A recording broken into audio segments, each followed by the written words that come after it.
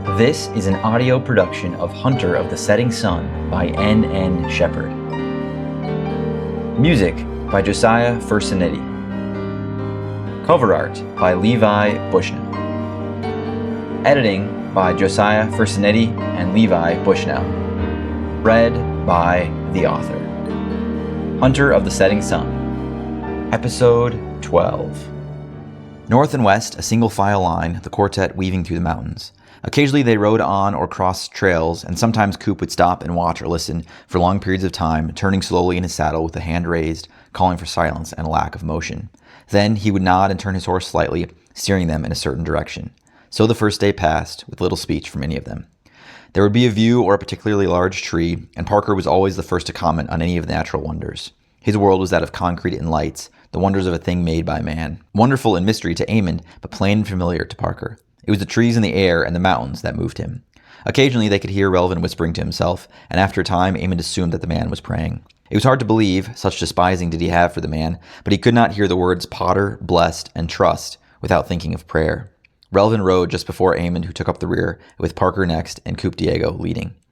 The young rancher said little all day, even as they stopped for their meal at lunch, to rest for a minute and give their horses a break. It wasn't a rushed rest, but the boy still hardly spoke, keeping to himself. Something was troubling him, more than just the duty of taking 3 strangers into the mountains to find a tribe. Emmond made it a point to watch the boy, to read his mannerisms and study every little turn of his head, every way he looked and how he shifted as he walked or rode. He was not hunting prey, but perhaps he could track the boy right before him. The day passed on, and before long they reached the long casting of shadows to the left as they eased up above the tree line, pushing through the rock divide that looked like it would give them trouble for most of the next morning, if not into the afternoon. Emmond could read the road they were on, thin and narrow along the mountainside, and thought he could see that they would climb just higher before the path turned into a cove in the rocks, a small slot canyon. Sure enough, Coop steered his horse down a tricky line in the rocky mountainside and into the wide space of the small canyon. Boulders the size of houses littered the gap, many of them stacked upon one another, making a sort of natural cavern. An old nest sat tucked in one corner, large enough that a man could sit in it with comfort. It must have belonged to a terribly large bird. At Coop's direction, they tethered the horses at the back of the cavern, looping a rope around a smaller boulder and tying their leads to it. They then cleared out the smooth stone ground and built a fire at the mouth of the slot, preparing food and brushing down the horses. The left corner of the slot jutted out over the mountain slope, and Emmond sat down, letting his legs dangle over the edge. The smell of food cooking on the fire was nice, the cool air blowing around them was fresh and clean, and the stars were poking out through the black fabric of the sky. It was a beautiful world, even if it wasn't his own. "Tell me your story." Emmond turned from the view to see Coop at the fire, stirring slowly at the stew but not looking at it, staring at him instead. His eyes glowed with the reflection of the flames, even in the thin slits as he squinted at Emmond. "What story? Why are you here? Where are you going? What drives you on day after day?" Emmond glanced at Parker, but the man was sitting against a boulder, his arms crossed and his eyes forward, straight at Relvin, who sat across from him. Secretly, Parker and Emmond had agreed to take turns staying awake to watch Relvin, for neither believed he would play fair and would try to kill them or sneak away in the night. But they couldn't tell Coop, same as they couldn't tell the preacher in the small white Bethany chapel. "I'm a hunter," Emmond started, turning back to the boy. "I hunt to feed my family, to keep them warm at night. I sell the pelts and meat and live off the huntsman's way of life. I'm here because I'm hunting something else." The boy nodded, knowingly. Too knowingly, Emmond thought, for a young man. He recalled the short tale Dixie had told him about his father, about the man dying that year in a gunfight. Surely that single event added more weight to the young rancher than any could know. Fathers and wives were different, and Emmond could only assume there was a similar pain, though he knew it wasn't the same.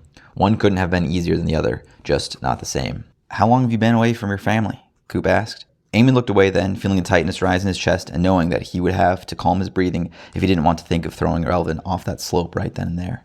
"Too long," he answered quietly. 2 weeks, or close to it now. Feels longer." It did feel longer, even though he knew it really was shorter, at least from what he could remember. If Parker had been honest with him, then he really had lost 11 days in the central precinct, being tested for his existence. It was a long time to be away from the world. Is it worth it? Emmond had to look back at the boy. Even in the dying light of the world, and in the deceptive glow of the firelight, Emmond could see something more on the boy's face than just what were in his words. He wasn't asking if the time away was worth it. "They're everything," Emmond answered. "I'm nothing but my family." "They don't always stay," the boy said. Emmond had no reply. Did he really feel that it had been worth it? Remove his children from the equation, and did the joys outweigh the hurts? It was a short thought, and he was instantly ashamed of it. "It smells ready," Parker said from his seat. "What's he saying?" Coop asked, the deathly tone gone from his words. "He's hungry." The boy ladled out a bowl and stood, crossing the short gap to go hand it to the man. "Possum," he said with a kind smile. Parker took it with a thanking nod and began eating. The stew was good. Annie had given it to them dry, and Coop had simply added water to it and let it all cook and thicken together. Eamon had only eaten possum once before, when he was a much younger hunter, and this mostly tasted of salt and onions. The meaty bits didn't taste like much. The food was gone quickly, and the bedrolls were put out, Eamon and Parker sleeping on either side of Relvin. The man didn't complain or ask what they were doing, but the wry look on his old face told him he knew they still didn't trust him. Eamon couldn't imagine what Parker's continued motivation was. Surely he couldn't think that he would really bring the man back to Sky City. Eamon knew he wouldn't help the inspector, not after they returned to Dara, and he knew Catriona wouldn't either. The worry over their children was enough to keep them away from any more traveling business for a long while, especially not the otherworldly kind. Still, Parker couldn't know that, and perhaps believed he would still finish his job. They lay still, all of them in their own bedrolls, no sounds of sleep, breathing, or snoring yet, just silence as they listened to the wind outside the alcove, to the chirp of crickets and forest animals down in the tree line below, and the occasional scream of an owl or nighthawk. Eamon fell asleep as Parker had agreed to take the first watch. His dreams were of Eva again, as all his nights had been consumed by her. But there was no specific memory, no recounted moment that came up unbidden in the night. It was only a series of images, moving as though along a river or floating on a current of air past him, one after the other, images of her through their life. Time was not in order, for an image of her at the birth of their first child was followed by the first time he had seen her, and that was then followed by a moment not 2 years later, and so on. And when Parker shook him awake, he was thankful for the darkness to hide the tears he felt on his face. He sat up and pulled his blanket around his shoulders and moved over to sit away from Relvin, turning so that he could see the sleeping man and the outside world. The stars were bright in the sky, and the moon shone in a sliver just in view beneath the boulders hanging over them. There wasn't much of the world below that he could see, not from his vantage near the back of the slot anyway, but the deep sky painted in dots of sparkling white was pretty enough. The rest of the night passed on without issue, and as the dawn broke, Coop was the first to rise, sitting up in his bedroll and looking as sharp as though he was fully awake. Eamon watched him in silence, amazed at how nimble he was climbing from his bed and tiptoeing in silence to the edge of their little slot and standing at the edge, stretching his arms and bending down to touch his toes. When he turned back, he froze for a second at the sight of Eamon sitting up at the side of the cave, then gave a small wave and smiled, his white teeth showing in the waning light. The sun crept high, casting the world in color, showing the mountain below. A low fog rolled through the pine forest, but it didn't obscure the entire view, and Eamon could see the plains far and away down the mountain slope. Parker and Relvin awoke, and after a quick meal they gathered their things, mounted their horses, and carried on. It grew consistently colder as they climbed up and over the rocky pass between peaks, cresting a small summit before easing into the pine forest on the other side. Relvin rode just behind Coop, and the road was wide enough for Parker and Eamon to move side by side. They spoke in low tones, keeping quiet but trying to have a conversation. Slowly, they let themselves fade back from the other two. "The weapons in this world are similar to those in my world, but far more limited," Parker noted. He drew a gun from the holster at his side, spinning it once before catching it on the grip and pointing it forward. It wasn't lost on Eamon that he was pointing right at Relvin. Eamon drew his own weapon. The gun had been given to him by Miss Annie, and though he had no knowledge of how to fire it, he was thankful that he had something. Strapped to his left hip, opposite the gun, was a hunting knife he had purchased from the outfitter on a verbal loan for Miss Annie that he wasn't sure how he could pay back. The blade felt far more comfortable at his side. "Is there a way to learn without causing damage?" Eamon asked. Parker reached over and took the weapon, spinning out the cylinder and holding the gun at an angle to empty out each chamber. 6 round bullets fell into his palm. As he moved over the weapon, Eamon tried to remember and recall each of the components that he touched. He handed the gun back to Eamon and then removed the bullets from his own gun. As they moved through the sloping forest on the north side of the mountains, Eamon listened and learned. It was hard to wrap his mind around the idea of fire causing such a reaction as to project something so small as the bullet, but he had seen the rounds firing in the church and knew that it was real. Instantly, he thought the weapon would be worthwhile in hunting, if he could bring the gun back with him. "This won't take down a bear," Parker said, almost reading Eamon's thoughts. "You have bears in your world?" Parker shook his head with a smile. "No, but we have film and data histories. I know what you hunt. I'm not sure I can return to that life." Parker spun the cylinder to his gun and pointed it at a bird high in the trees, thumbing the hammer and pulling the trigger. The motion was quick and sharp, and the click sounded dull and hollow against the empty chamber. "What will you do if not hunting?" Eamon found he couldn't answer that. He hadn't thought much beyond just returning. It was almost too far to think, too far away. But what else could he do? Return to building with his brother, taking his family back to Wythe? Perhaps. It might be difficult to live in that house, to stay on that small farm without Eva. He turned his thoughts away, not able to let himself go there. "What will you do?" Eamon asked, turning the question back on Parker. "How do you mean?" Parker pointed ahead to where Relvin rode alongside Coop. They were talking, it was clear, and just far enough ahead through the forest that their words couldn't be heard. "When we return to our world, to Dara, when this is all over here in this cowboy world, what will your path be?" He looked hard at Parker. "I intend to kill Relvin." "I know," Parker answered. Eamon squinted, watching the man's face, looking for any sign of emotion. There was none. It was a blank canvas, almost eerie. "Will you stop me?" "I'm afraid he's right." Eamon nearly stopped his horse. The man's face might have been blank, but the words he spoke were dark and hollow, coming from a place so far away it was nearly not him. Who? Eamon dared to ask. Rain, or Relvin, whatever you prefer. I'm just a cog. I don't understand. They moved around a pile of rocks and made certain they were on the proper path, still following Coop's lead.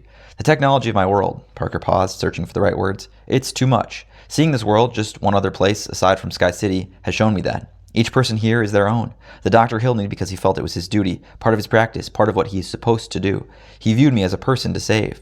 In Sky City, there is a metric by which we measure those worth saving. I knew my wounds, Emmond. I knew them before I passed sight and sound, before you dragged me from the train tracks into his care. I would have been injected and died in minutes, and no one would have cared. You were given the task of catching Relvin, a renowned criminal, Emmond protested. That's not something they would give to just anyone. Isn't it? He asked bitterly. Or was I simply there, without a case at the time? I can think of myself as different, as special, as one apart from many, but we are all the forest at the end of the day. He nodded at the trees to make his point. There was always a feeling, lingering in the back of my mind, somewhere in my heart, whispering to me that things weren't right. There was nothing we were going towards. You saw the underground of that city, the death there. No, even more so was the lack of life. But that was Sky City at one time, before we built up and up, before it became obsolete. There were people forgotten down there, and I would have been forgotten above, given enough time. Rather cynical. How can it not be? Have you not seen the difference in worlds? If I kill Relvin now, it matters not to those back in my home, and if I let him kill everyone in this world, it doesn't change anything either. He drew the gun that he had holstered, the bullets had been replaced in it, and he held the cold metal of the barrel under his chin. Emmond felt sweat start on his palms. What would it matter? He asked Emmond. He was clearly no longer steering his horse, the animal just following next to Emmond's. There was a look in Parker's eye that had been growing along with the conversation. It wouldn't affect this trip at all, not in the slightest. You're a good shot, Emmond tried to point out. Better than me, and likely better than Relvin. We might need good gunmen. If all goes smooth, you won't need a single shot fired. Why are you doing this? Emmond asked. What am I? Parker whispered, dropping the weapon and holding it loose over the pommel. I was able to think a lot while I was tied to that cot last night. It was perhaps the first time in my whole life that something wasn't constantly stimulating me. No music, no film, no electros, no drugs. There was nothing, and I could go nowhere. I was confined to my thoughts. He smiled sadly. I couldn't stand them. Every time I close my eyes, I see my wife, Emmond said, trying to relate. At least she was real, Parker snapped. Do you not understand what I'm saying?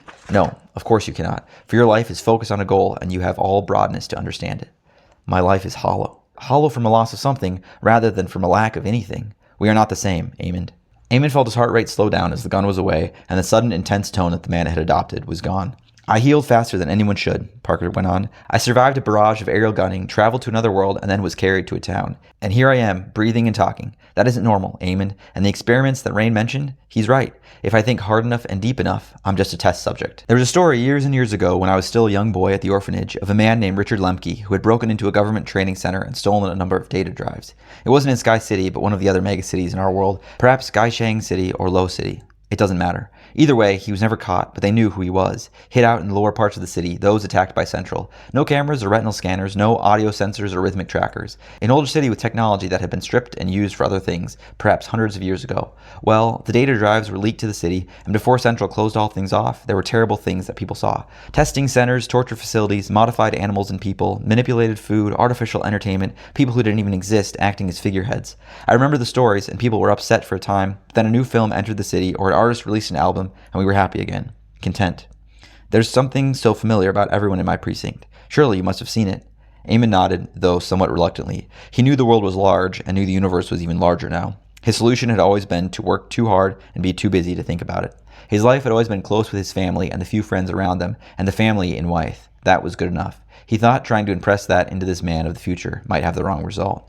You're here now. And none of your fellow inspectors are, Emmond said, trying to sound optimistic. On a quest that I don't understand, to help people I would have killed 2 days ago should the order come in. There was a bitter laugh. I would shoot you right now, through one ear and out the other, if a word came through on my pebble to do so. He tapped the small thing behind his ear for effect. That's how tied I am to that world, Emmond. You cannot understand that. If God whispered to me that I could have Eva back and forget all that has gone on, but it would mean killing all three of you. Emmond stopped himself, not letting the words come out. He knew he meant it, and that was heavy enough. God, Parker scoffed. God never helped me in my life, and it's hard to see any existence of him now, worlds away. How did this all come into being? Emmond asked. The man shrugged, not caring. Someone with a large pencil and paper, or a big pile of rocks he could carve and put in place. Emmond couldn't help but laugh. Sounds like God to me. You have a potter, don't you? Yes. And who made him? Emmond smiled. I am no sage, and I never intend to be. I will listen to the words I am to live by, and nothing more. Again, Parker pointed ahead to where Relvin was. Was it not such a belief in blind faith that brought you to this place now, that took away your wife? My belief did not take her away. Your God did not save her either. Emmond nodded, understanding what the man was saying. He didn't respond, for he had no answer. He wasn't ready to condemn the potter, not yet. He wasn't finished grieving his wife, and he certainly wasn't finished gaining justice on the man who had taken her. And even the latter he could not dwell on, so caught up and away from where he thought things would be and where they would go, that he could only take the next step, making the next small move. Right now, that meant following Coop to meet someone who could help him return home. The young man had stopped up ahead, turning back and waiting for Emmond and Parker to draw near. When they were close, he spoke, his voice low and deadly. "Do not speak," he said. There was no discussion. "You in particular," he said to Parker. "You understand me. I know this. So I'm telling you not to open your teeth. You speak so foreign, we'll find 50 arrows in us before I can even light a cigarillo. Comprende?"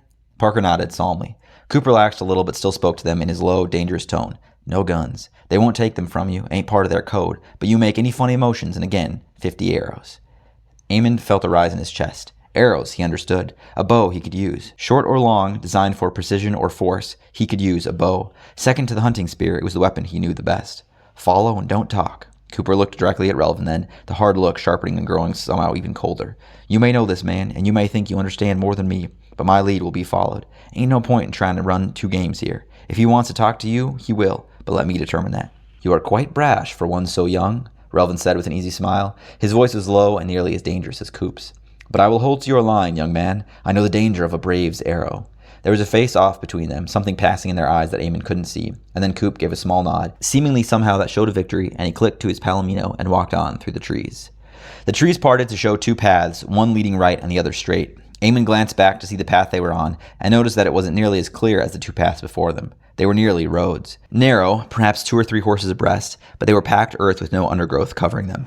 Coop led them to the left, into the trees again and away from either path. It wasn't moments later when a man dressed in brown stepped from the trees. He appeared as if from nowhere, coming to life on the path before him. If it wasn't for the subtle slowing pace of Coop, Emmond wouldn't have even noticed the man make any motion. As it was, he hardly could tell where he came from. He had long black hair tied back behind his head. His complexion was sun-beaten tan, though he looked young, perhaps as young as Coop. A small quiver was slung at his back, as well as an unstrung bow. In his hand, he held a rifle. He held it casually and stood still, looking at the group as they approached on Coop's lead, slowing to a stop before him. The young man raised a single hand and said something in a language Emmond couldn't understand. He glanced at Parker, and the man shook his head, just slightly. Their pebbles didn't work. There was nothing that could translate. Here was a language from a people that Parker's world had never heard from. Emmond felt a strange pride on their behalf, pride at the isolation that they had maintained. If his world had been captured by the technology in the world of Sky City, but the tongue of these people had not, surely that meant something. The man with long hair said something in return to Coop. The language the same, though his speech was different, more refined than the young rancher's. Then Coop dismounted and stepped to the man. They embraced as though brothers, hugging and patting their backs, and Emmond could see the white smile on the other man's face. "Cooper Diego," the man said. His was a new accent. "You are welcome in these hills." Coop turned and waved a hand to the other 3 men, encompassing all of them in his gesture. "Cass, these are men who have come to seek words with Chief Wildfox." The man gave a single nod, turning to stare into the eyes of each man in turn. Emmond felt a deep searching when it was his turn, and tried not to blink, tried not to show fear or too much bravado. He was neutral and had nothing to hide. Still, the dark eyes of Coop's friend held him and turned at something within, and Emmond thought he knew all of his secrets just in that look. Then it passed, and he was looking at Relvin, but only for a second. Emmond thought it was hardly any time compared to the stare he had received. "This is Half Buffalo, or Cass, as I call him," Coop said with a confident smile. "He will take us to the tribe." With that, the young rancher remounted, and the young man on the ground, in his nearly invisible attire, took off through the forest, running a trail that was hidden to all but him. Coop eased his horse into a trot and rode after, the others falling in line behind. It was strange. Following the forest guide was easy as long as Emmond didn't attempt to steer through the trees and underbrush himself. His horse almost seemed to know the way, following after Relvin's horse in a comfortable trot, sometimes speeding into a gallop for a short time, but never slowing to a walk. And then they were out of the trees. A meadow clearing opened before them, framed on all sides by high cliff walls that sloped up to a second tier of forest above. A dark line ran down one of the cliffs unevenly, and through the shine of the sunlight, Emmond could tell that it was water spilling over the rock face. Perhaps the most narrow waterfall he had ever seen. In the meadow, scattered about in an odd sense of order, stood conical houses. They were built of long wooden poles and wrapped in some form of canvas or leather, and many of them were painted with colorful symbols. They almost seemed more like tents than houses. People in tan and brown clothing walked about, some children running here and there. Horses were hobbled and grazed in groups on the open grass. Everyone they passed stopped and looked at them, staring as though they were the exact foreigners that they were. Half Buffalo, their guide, slowed to a walk once they reached several strides into the meadow, and Coop dismounted to walk alongside him. There was no indication that the others should dismount, so they rode in, walking their horses behind Coop's. The strange looks quickly turned to cheerful greetings with the young rancher, some of the people coming up to him and taking his hand or patting his back and shoulders. He laughed along with them and made comments in their language, and Emmond was fascinated by it all. Somehow it felt like the place most similar to his own world. Coop and Half Buffalo led them to a large tent, maybe the tallest of them all, and finally motioned for the other men to dismount. 3 young men came up and took the reins of their horses, Coop ordering them to allow them to be taken. They stood in a small group outside the big tent, and many of the people slipped away, all quietly and cautiously. Half Buffalo turned to all of them, not looking into their eyes nearly so deep. "Chief Wild Fox knows you are here. He will speak with you inside." He looked only at Relvin as he said this. Relvin nodded and stepped forward, but Emmond reached out and gripped Coop's arm tightly, drawing him close. He saw motion from Half Buffalo, but didn't stop, drawing the boy rancher into himself and whispering in his ear, "I must go with him." Coop pulled away and glared at Emmond. The stare held, and Emmond noticed the knife that was suddenly in Half Buffalo's hand. The rancher turned reluctantly to his friend. He spoke a few words to him, loud but hidden in the foreign tongue, and the knife lowered and Half Buffalo stepped back. Coop nodded to Emmond. "And what am I to do?" Parker asked. Emmond shrugged. "Guard the tent, I suppose." He stared, as though to determine if Emmond was joking or not, but finally gave a single nod, his face set hard and blank. Their guide pulled back a flap on the front of the conical tent and ducked inside. Coop followed with Relvin next. Emmond took a deep breath and entered. This has been an audio production of Hunter of the Setting Sun by N.N. Shepard. Music by Josiah Fursanetti. Cover art by Levi Bushnell. Editing by Josiah Fursanetti and Levi Bushnell. Read by the author. Tune in next time for another episode of Hunter of the Setting Sun.